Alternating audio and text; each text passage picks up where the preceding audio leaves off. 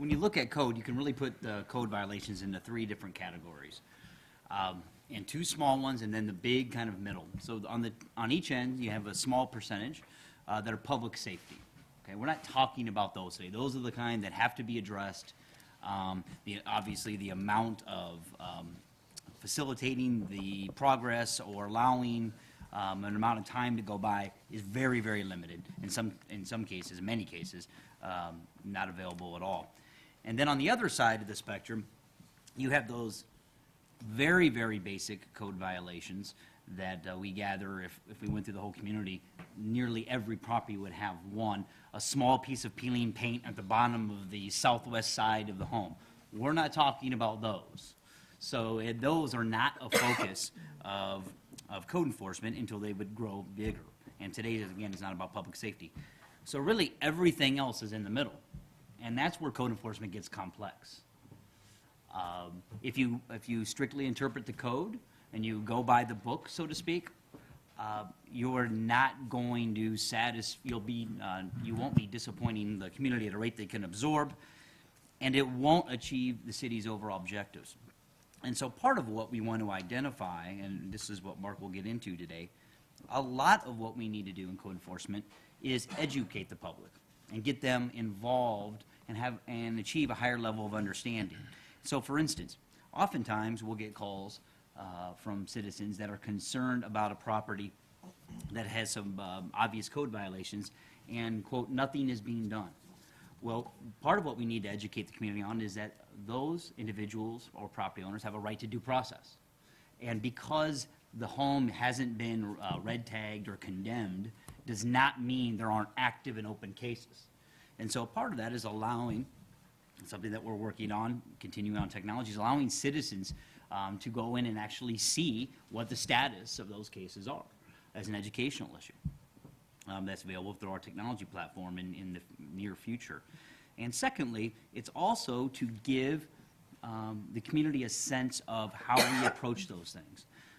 Unfortunately, oftentimes with code violations, the homeowners simply do not have the funds to address it in an immediate fashion. And so we have 2 choices in those incidents, is that we can force them to do that or try to force them to do that and ignore their individual circumstances. And what you may end up having then is a property that gets even further in disrepair because they simply then will not be able to live there. And that's an even larger problem. And so the approach that we take on those is that we work with them. We give them time. We need to see continued progress. Maybe we connect them with a volunteer group that can help them. And so that is the big middle of code enforcement, which will always be a challenge, particularly in an older community. And we think, through further education, the citizens would overwhelmingly make the same choices that we do, because those are reflective of the community's values on neighbors helping neighbors and also allowing an amount of patience to allow people to work through difficult times. Lastly, then I'll turn it over to Mark. When it comes to some basic things like cutting the grass or removing a broken fence, you don't need to have a fence, so you can just take those out. If you can't cut your grass, we'll find someone that can do it, again, connecting with a volunteer. So there are some basic property maintenance things that don't require a lot of funds as well, and we can provide a stronger emphasis on that. So with that kind of framing of the code enforcement, Mark spending his time in the middle, so to speak, I'll turn it over to Mr. Millott. Thank you, sir. Before we get started, we're going to direct your attention to the screen. We're going to do a quick refresher from about 30,000 feet. Recall that the fundamental tenet of Code 2.0 is about shifting mindsets, shifting from an enforcement-based approach to a compliance-based approach. Similarly, shifting from a system that gave our officers no discretion to one that did. Here, one of the singular most effective strategies was the simple elimination of the dreaded Insta-ticket, that $50 citation that came no matter the circumstances and no matter your history. Now, instead, we work with residents to understand the codes and self-correct that inappropriate behavior. The Insta-ticket has been replaced by notice with a reasonable time to comply. And more recently, we're placing a greater emphasis on the simple knock and talk. And it's these shifts that can take place because of our shift in technology. Code enforcement has now completely migrated from Naviline, save for our discrete licensing elements of our program, and a flexible, integrated, cloud-based platform allows an inspector to document that customer conversation, like a knock and talk, and all other persons in this citywide system can get access to that information to make more informed decisions. Next, we continue to work to refine our performance measures, and we're continually evaluating how to best report our efforts and measure success. Currently, measuring success with workload indicators alone is difficult. Those are numbers currently provided to you within your quarterly reports. Is it simply the number of cases that we initiated in a calendar year? Or perhaps the time it takes to conduct an initial inspection following the time the complaint was received? This criterion remains a work in progress, and we still seek ways to conduct our property and structural assessment that has been described to you before. And certainly very important, bringing in the right people with the right mindset. No longer do we simply make a candidate pass a test, knowing when you need a 2x6 instead of a 2x4. Now we conduct multiple, extensive interviews with questions designed to determine enthusiasm, whether or not a candidate understands what it means to deliver quality customer service when the customer isn't right, and to what degree does he or she embrace technology. We push to know whether our candidate is interested in making a positive impact in the community. How would that person handle an adverse situation, and would he or she adapt, even thrive, in an ever-changing work environment? All this continued work along these various spectrums has allowed us to add better definition and focus on why we do what we do. Code 2.0 remains about bringing technology together, managed discretion, and neighborhood collaboration to promote a healthy and safe community, protect and encourage private investments, strengthen all neighborhoods, and foster civic pride. Quickly on these 4 points. First, about public safety. Even though I can't recall one single council prayer that asked the higher authority to give strength and or look out for code officers, we still believe we play a critical role in public safety. Even if we can't ensure that, even when we can ensure a vacant house is secure, it's less likely to become a target for undesirable activities which require that extraordinary attention from police, or may even turn into a late-night call from the fire department. And certainly the broken window theory is well known to council members. On protecting our investments, code is not about telling people what they can and can't do on their land. Quite the contrary. Code is an insurance policy. When a person buys a house, it is oftentimes the single most largest investment he or she will ever make. And property maintenance codes are designed to give you a baseline of expectations about how your neighbors will keep their property to protect the investment that you've made in yours. On civic pride, catalyst projects come in a variety of forms, from the tower building redevelopment to people simply painting their houses, but the concept is still the same. At the neighborhood level, when people see neighbors taking care of their yards and their houses, they tend to follow suit. Then it goes beyond basic lawn and home care. Trees, bushes, and flowers are planted. Neighbors get together and organize cleanups or seek grants to make larger neighborhood improvements like entrance signs or new and improved parks. And from there you begin to get strong neighborhoods. From this sense of civic pride, strong neighborhoods are those where people help each other, where you check in on an elderly neighbor, where you pull back your friend's garbage cans because you know they've gotten a new work schedule. When people know who lives where and who may be out of place, it's looking out for each other. When you have safe neighborhoods where people want to live and invest, neighbors socialize, care about the well-being of each other, and everyone benefits.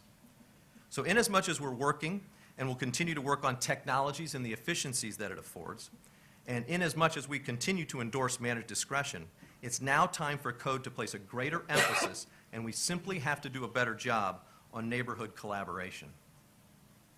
Neighborhood collaboration is the foundation of a community that is healthy and safe, protects and encourages investments, strengthens its neighborhoods, and fosters civic pride. And that collaboration consists of education, awareness, and engagement. First, we have to take every opportunity for persons to know what are our expectations. How high is too high for my grass? When can I put out large items on the curb? And why is peeling paint so bad? And these opportunities can take many forms. They can be one-on-one conversations like the knock and talk with a code officer that we mentioned earlier, or when a citizen contacts 311. They can include attending a regularly scheduled neighborhood meeting to talk about particular issues that a group may be facing. Or they could be dedicated time when persons come together to learn about the city's code program and all its intricacies. It's this last item about which we are very excited. We will establish a code academy where any and all interested persons can come together to learn about our program. We'll explain the differences between the Elgin Municipal Code, the International Property Maintenance Code, and the zoning ordinance, to name a few. We'll explain the types of things our code officers look for. What constitutes a violation? Why do certain types of code cases take longer than others? We believe we need to begin, as the city manager said earlier, to aggregate certain types of code violations based upon the threat to residents and/or the general public and the time it takes to resolve those matters. We'll explain our focus, the distinction between a complaint-based system, which we do not have, and one that relies on complaints, which we very much do. That we are not a money-making venture for the city, that we do have better things to do with our time than tell you where to park your car, and that we simply want people to comply with our codes. We'll explain that our approach is not soft on code. We'll explain why it is more efficient to work with people who work with us. But we'll also explain the tools we have at our disposal when that cooperation does not come or doesn't come within a reasonable time frame, including citations of up to $750 per day per offense, or filing suit against the alleged offender in circuit court. And we'll be sure to explain the various different ways that people can get in contact with us, including devoting extended time to the 311 mobile app and how to file a complaint. In the initial framework that we've drafted, the Code Enforcement Academy is a 3 to 4 hour session that we'll offer at no cost twice a year. Next, we have to be better about telling people about code. And certainly there is a high degree of overlap here with education. But we have to ensure people are aware of opportunities to learn about code through features in the city newsletter, flyers, and mailings. Information will be shared through short videos and public service announcements posted on YouTube, perhaps even including cameos from local celebrities. We will refine our outdated resource guide. This tool will be ever evolving, a place where persons can turn to help with property maintenance items, starting with resources available from the city, such as our paint program available to persons of low to moderate income, to paying people to remove chain link fences. We'll include not-for-profits, religious and social organizations, educational institutions, and businesses, all who have said that they can provide people and/or resources to help those who need it. We'll reach out to the United Way and see how we can tap into their centralized pool of volunteers.